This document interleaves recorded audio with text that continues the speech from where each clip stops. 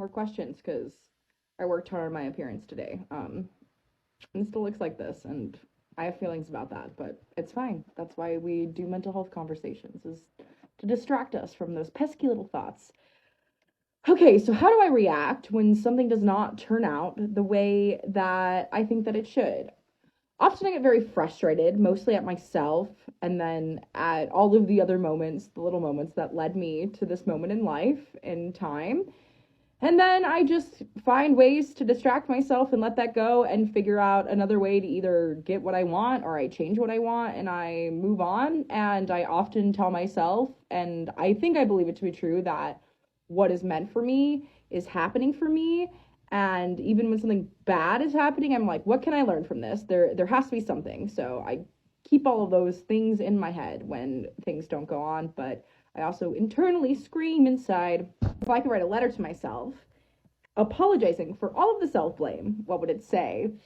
It's a hard one. It would be nothing is everyone's fault from Crazy Ex Girlfriend. It would just be those song lyrics. Just kidding. I think that I would just say, yeah, I'd say just that it's complicated, babe. I would say to myself that, hey, it's also okay to make mistakes and like you're not dead, right? And you can still turn your life around and hopefully the things that you're blaming yourself for won't hold you back. And honestly, I think holding on to the self blame is just taking up a lot of your time right now, and let it go, right? And focus on other things because there's more to life than being stuck in the past and hating what you did. Do I overthink and what causes this? Absolutely, I overthink. Sometimes I underthink as well. It varies. We're on a seesaw of that. I think what causes me to overthink though is that I really truly genuinely care in the best way possible. I truly care, and that means I take in everybody's opinions.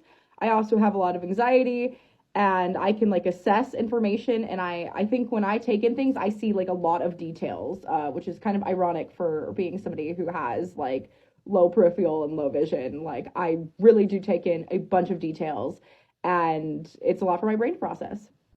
What are my morals? How do these morals make me feel?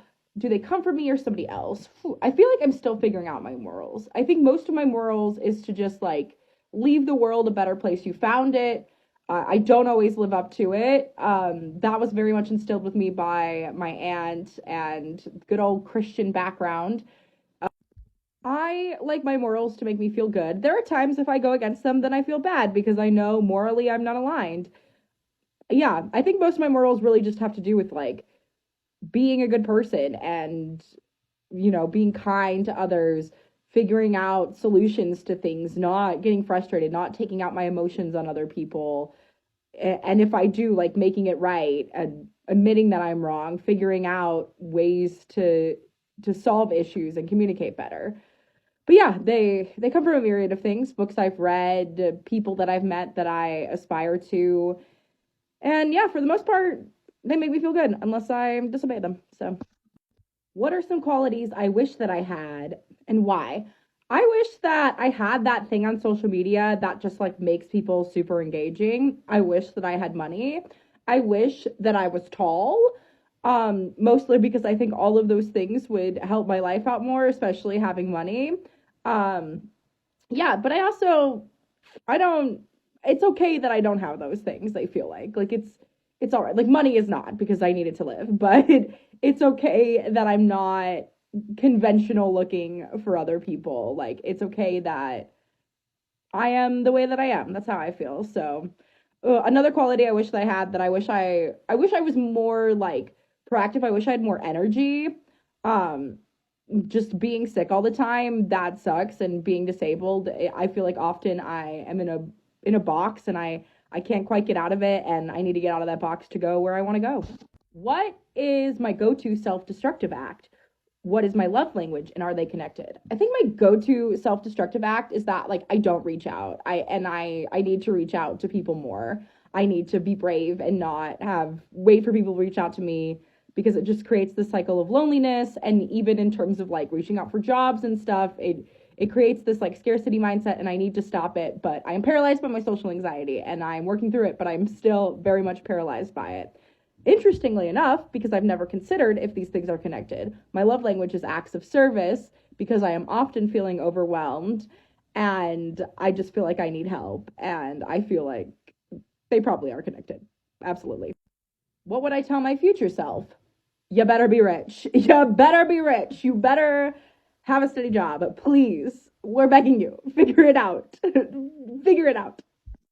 What are some intrusive thoughts I've had lately? What triggered these thoughts? What do I think the root cause is? I've had a lot of intrusive thoughts about being homeless or not having any money and like having to go to a shelter and having a game plan for that. I think a lot of that is just triggered by the state of the economy right now, the fact that being an artist is really expensive, especially when you first start out, and marketing materials are just very expensive, and I was just already born in a deficit situation, so it's a lot. Um yeah, the root cause is just like what it takes to live and having health problems and the fact that they've been expensive and that it was a really hard balance to try to get healthy and work at the same time. And I did not equate that balance. So, yeah, a lot of it has just been about fearful of the struggle. I'm not there yet. And I hate living in those thoughts because I'm worried that sometimes it's going to like manifest them to be true. But it's been stressful, y'all. It's been really stressful. What are my weaknesses? Sugar, um, musical theater, especially musical theater improv. I'm weak at the knees, love it. I'm very bad sometimes at prioritizing the thing that needs to be done. Like I usually get it done on time, but I feel like I have a whole internal battle with it and it's all rooted in anxiety and I don't like it and that is part of my weakness. Obviously, being low vision, it is a weakness. It's hard. I'm it's so easy to take advantage of me and that's rough. And I lose my wallet a lot and that sucks. If I had people who hurt me in a position where they were forced to listen to what I had to say and take everything to heart, what would I say to them? Well, I don't want to be in the same room with the people who hurt me. I'm kind of over it. I don't really need them anymore. I guess I would just say to them is like, I hope you got your stuff together to where you're not hurting other people as much, and I think you and the other people in your life will be happier that way. Never forget. It sounds cliche, and I feel like I say it in everything nowadays, ever since last May. But going to the White House will probably always stick with me through MTV. I was like one of the mental health advocates chosen. And I don't know, for the first point in my life, like it felt like I was somebody important, even though I know there were other moments in my life where that was the case, but that really felt like worldly recognition and that rubbed my Capricorn qualities so good. So I don't think I'll ever forget that whole thing. And it wasn't all good, by the way. There were some challenging aspects to it, but I will remember it. I think I'll also, in some ways, never forget how bad it was and how far that I've come. And sometimes that haunts me because sometimes I'm just like, can I just leave it behind? Because I think it like triggers my anxiety and I wonder if I'm letting it go. But I also think that it it makes me be really grateful for the things that I have because I used to not have them and I used to not think that that was possible. Think of a person that I hate for no reason. What are some of the things about them that bother me? Do these things remind myself of myself or somebody who hurt me? Yeah, I would say, yeah. I don't really hate people for a lot of physical things. I will say, like, bald people can sometimes trigger me weirdly, especially if they're in an intimidating stance, because that was, like, one of my main abusers was bald and was like that. And it's not bald people's fault, right? Bald people are beautiful too, but that does trigger me in a lot of ways sometimes. If they're, like, in a thing, I can physically feel it in my body, but I don't hate them for that.